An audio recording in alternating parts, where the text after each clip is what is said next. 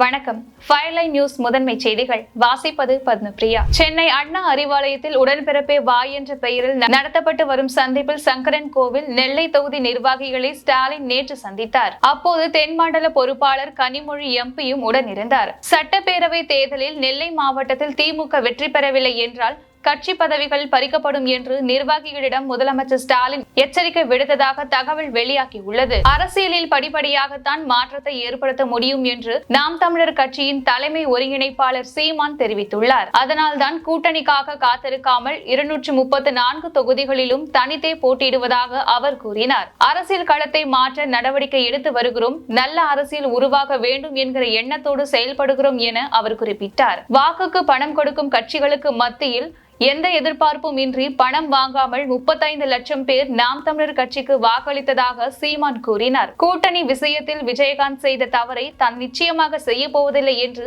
சீமான் உறுதிபட தெரிவித்தார். பீகார் சட்டப்பேரவைக்கு முதல் கட்டமாக 121 தொகுதிகளுக்கு தேர்தல் நடந்து முடிந்துள்ள நிலையில் இரண்டாம் கட்ட வாக்குப்பதிவு நடைபெறும் 122 தொகுதிகளில் பரப்புரை தீவிரமடைந்துள்ளது. அந்த வகையில் பிரதமர் மோடி அராரியா மற்றும் பாகல்பூர் போன்ற பகுதிகளில் தீவிர பரப்புரையில் ஈடுபட்டார். இதேபோல் காங்கிரஸ் பொதுச் செயலாளர் பிரியங்கா உள்ளிட்ட இந்தியா கூட்டணியின் தலைவர்களும் பல்வேறு இடங்களில் வாக்கு சேகரிப்பில் ஈடுபட்டனர். பீகார் தேர்தலில் மக்கள் திரண்டு வந்து வாக்களித்தது தேசிய ஜனநாயக கூட்டணி பெரும்பான்மை பெறும் என்பதை குறிப்பதாக பிரதமர் மோடி தெரிவித்துள்ளார். அதேவேளையில் தேர்தலில் பெண் வாக்காளர்கள் தான் வெற்றி தோல்வியை தீர்மானிக்கும் சக்தியாக இருப்பார்கள் என்று பரவலாக பேசப்படுகிறது. பீகாரில் முதல் கட்ட வாக்குப்பதிவின் போது துணை முதலமைச்சர் விஜயகுமார் சின்ஹாவின் பாதுகாப்பு வாகனம் மீது தாக்குதல் நடத்தப்பட்டது. கற்கள், காலணிகள் மற்றும் மாட்டு சாணம் வீசப்பட்டதால் பரபரப்பு ஏற்பட்டது. லக்கிசராய் என்ற தொகுதியில் போட்டியிடும் துணை முதலமைச்சர் விஜயகுமார் சின்ஹா அங்குள்ள ஒரு கிராமத்திற்கு சென்றபோது இந்த தாக்குதல் நடத்தப்பட்டது. ராஷ்டிரிய ஜனதா தளம் கட்சியினர் தான் தாக்குதல் நடத்தியதாக பாரதிய ஜனதா குற்றம் சாட்டியுள்ளது. தேர்தலில் தேசிய ஜனநாயக கூட்டணி மீண்டும் ஆட்சி அமைக்கும் என்பதை உணர்ந்து கொண்டதால் ராஷ்டிரிய ஜனதா தளம் கட்சியினர் வன்முறையில் ஈடுபடுவதாகவும் பாஜக விமர்சித்துள்ளது. பீகார் தேர்தலில் பாஜக வாக்குகளை திருட முயற்சிக்கும் என ராகுல் காந்தி குற்றம் சாட்டியுள்ளார்.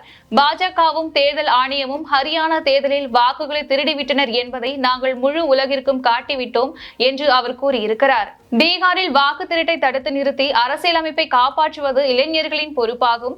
வாக்குச்சாவடிகளில் நீங்கள் அனைவரும் எச்சரிக்கையாக இருக்க வேண்டும் என்றும் ராகுல் காந்தி கேட்டுக் கொண்டுள்ளார். இன்ஸ்டாகிராமில் 14 லட்சம் பின்தொடர்பவர்களை கொண்டுள்ள டிராவல் இன்ஃபுளுசர் அருணை சூட் என்பவர் அகால மரணமடைந்தார். அவருக்கு வயது 32. துபாயை சேர்ந்த அவர் ஒரு சமூக ஊடக உள்ளடக்கத்தை உருவாக்குவதில் நன்கு அறியப்பட்டவராக இருந்தார்.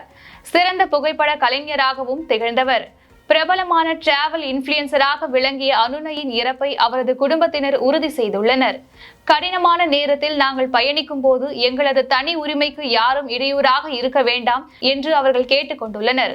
எனவே தங்களது வீடு அருகில் கூட்டம் கூடுவதை தவிர்க்குமாறும் அருணைக்காக பிரார்த்தனை செய்யும்படியும் அவரது குடும்பத்தினர் வேண்டுகோள் விடுத்துள்ளனர். ஆஸ்திரேலியாவுக்கு எதிரான 4வது T20 போட்டியில் இந்திய அணி 48 ரன்கள் வித்தியாசத்தில் எளிதில் வெற்றி பெற்றது. குயின்ஸ்லாந்தில் நடைபெற்ற இப்போட்டியில் முதலில் பேட்டிங் செய்த இந்திய அணி 8 விக்கெட் இழப்புக்கு 167 ரன்கள் குவித்தது. பின்னர் 168 ரன்களை இலக்காக கொண்டு களமிறங்கிய ஆஸ்திரேலிய அணி குறிப்பிட்ட இடைவெளியில் விக்கெட்டுகளை இழந்தது. இந்திய அணியின் நேர்த்தியான பந்து வீச்சை எதிர்கொள்ள முடியாமல் ஆஸ்திரேலியா 119 ரன்களுக்கு சுருண்டது. வாஷிங்டன் சுந்தர் 8 பந்துகளை மட்டுமே வீசி 3 விக்கெட்டுகளை சாய்த்தார். இப்போட்டியில் வென்றதன் மூலம் தொடரில் இந்திய அணி 2-1 என்ற கணக்கில் முன்னிலை பெற்றுள்ளது. இத்துடன் இந்த செய்திகள் நிறைவடைகின்றன. வணக்கம்.